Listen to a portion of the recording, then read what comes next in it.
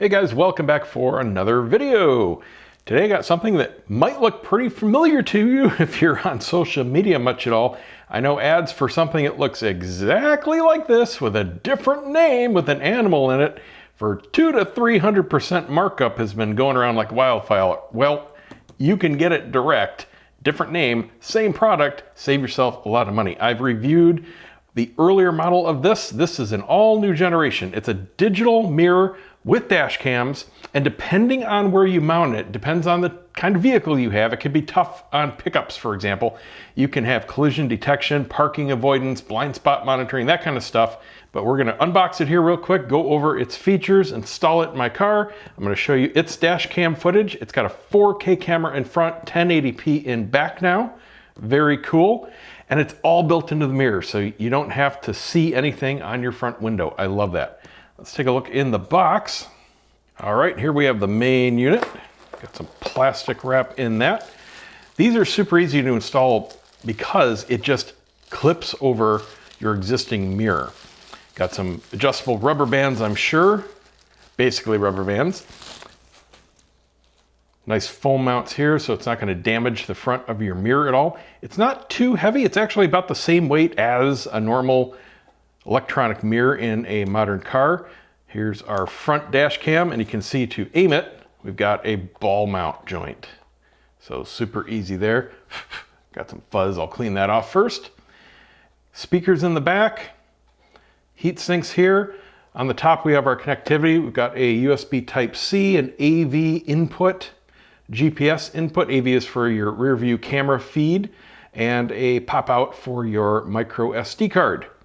And I don't know if one's included. We'll check that in the middle there. Type-C is your power.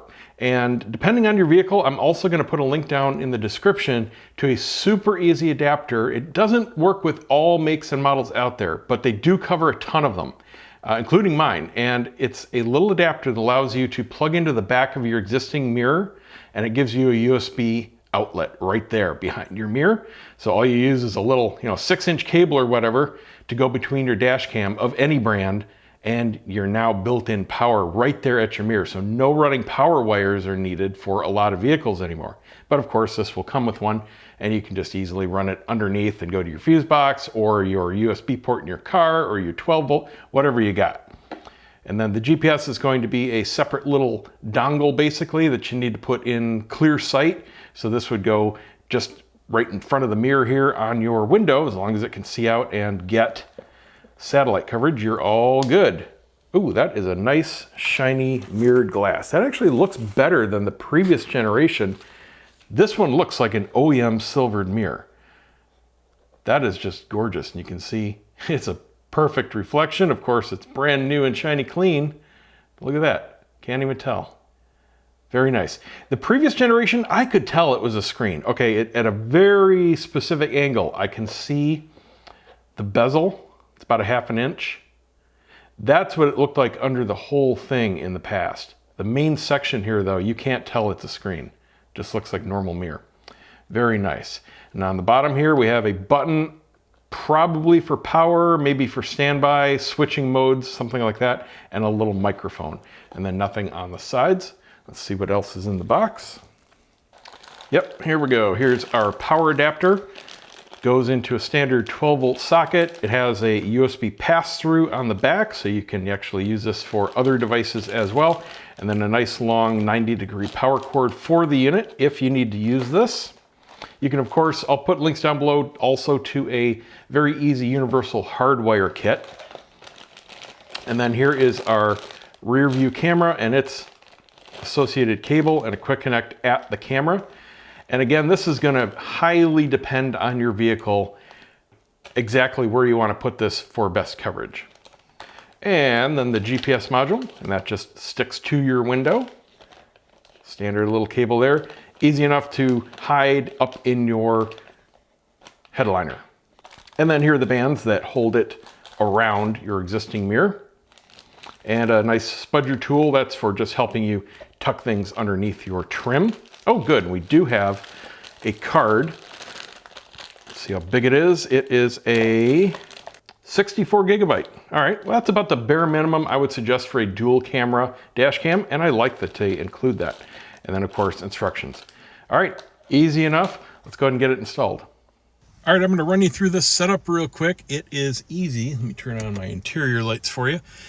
Now, I'm gonna mention this just because you're gonna notice the timestamps are off. I'm re-recording these setup clips because stupid me forgot to turn off CarPlay, and I didn't have an active mic for most of these clips.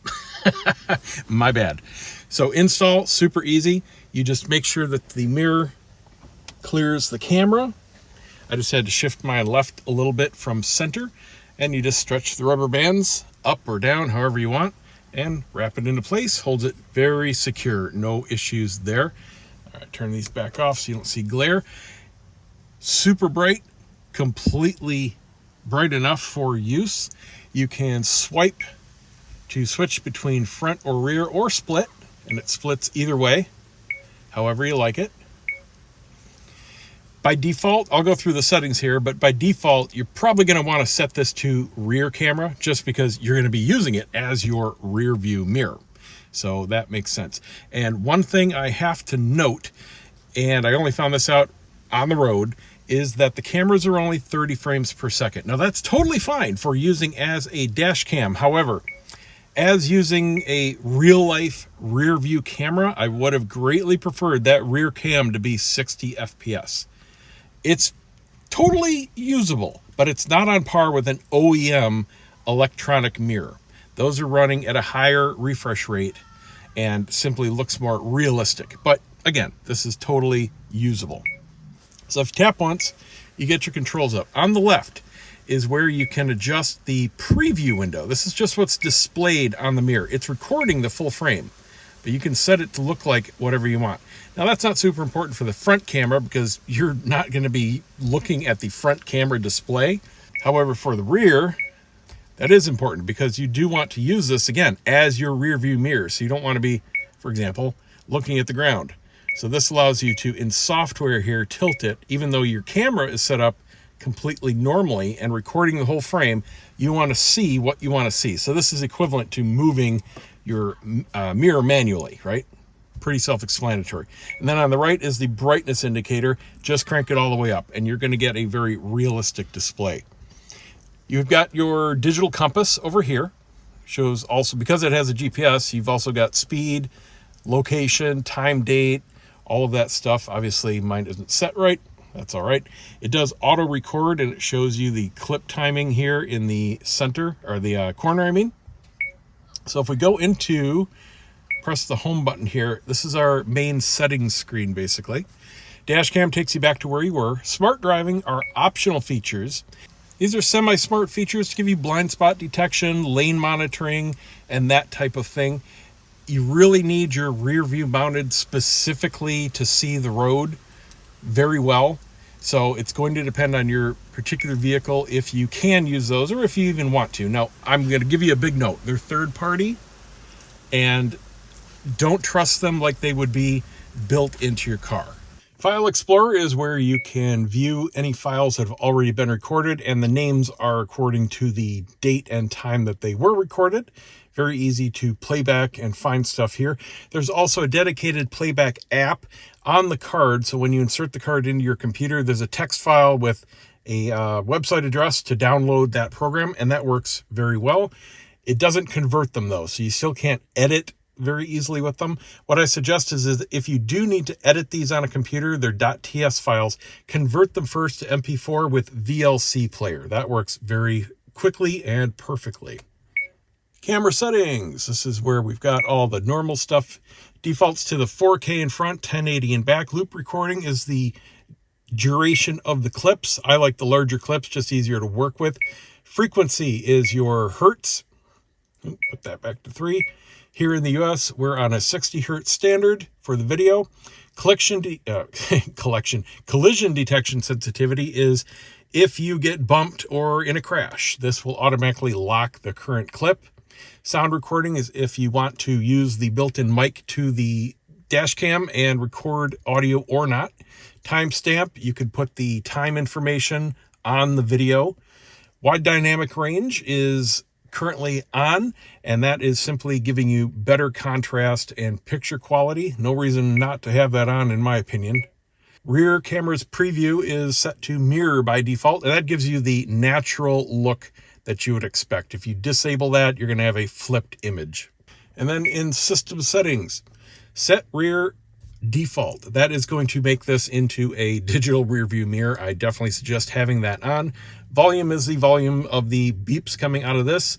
You can turn off the boot up chime if you wish. You can turn off the sound when you press things. Auto power off, I suggest you don't have that on because you're, again, using this as a rear view mirror.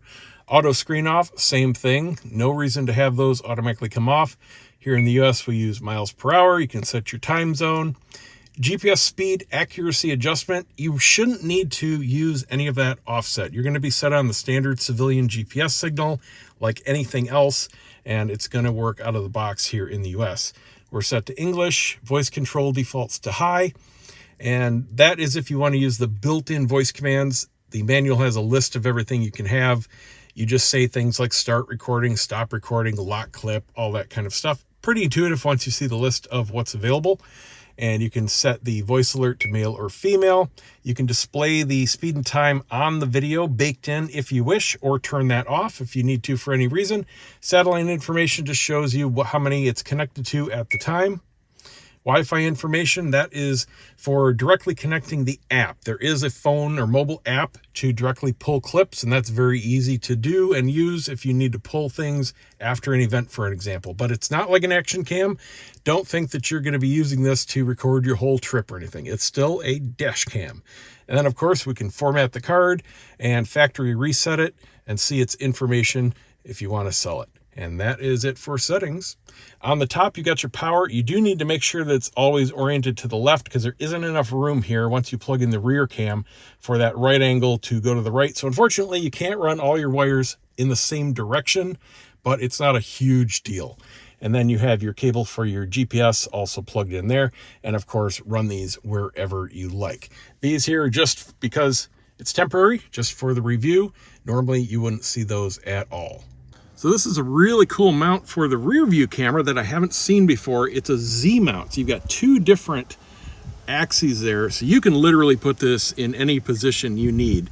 I used some 3M tape to mount it. You can also screw it on, or you can actually bend this down and use it as a clamp and just slide it under the headliner. Depends on where you're mounting it in your vehicle, of course, but I like that a lot better than the fixed ones that are normally just a little 90-degree bracket that limits where you can position the camera. And then, of course, the super long cable.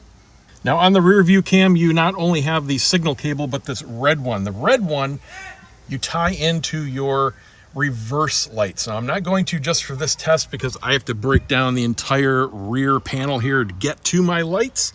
However, if you do, this will give you the automatic switch. So when you put your vehicle in reverse, it'll automatically change to the rear view with your reverse lines. So that's kind of cool, but of course not 100% needed. And the reverse lines are not like an OEM backup camera. They're not going to turn with your wheel. So don't think you're really missing out on a whole lot. You can still just put it in reverse and you've got your rear view anyway. All right, let's take a look at the on-road footage and see how it looks. Just as a quick test here, here's how the actual rear view display looks. I would like it to be higher refresh. I can tell that right away. And here's the front dash cam footage. We're doing 30 miles an hour on the speedo. Should read the same in the GPS. Yep. Now it's a little slow to update, but it's within a mile per hour. So that's just fine. And let's switch to the rear view so we can actually see what it's recording. Should definitely see it drop from the 4K front camera to the 1080p, but I'm curious as to exactly how it looks as far as pixelation and detail. What we're looking for out of a dash cam is evidence during an accident or an incident. We're not looking for action cam quality. We just want to make sure that we can see what's going on, clearly see plates and details of faces and that kind of thing, depending on what's going on. All right, let's head back. So there you go. If you're looking for a cool mirror dash cam system, give this one a shot. I think you'll like it. See you next time.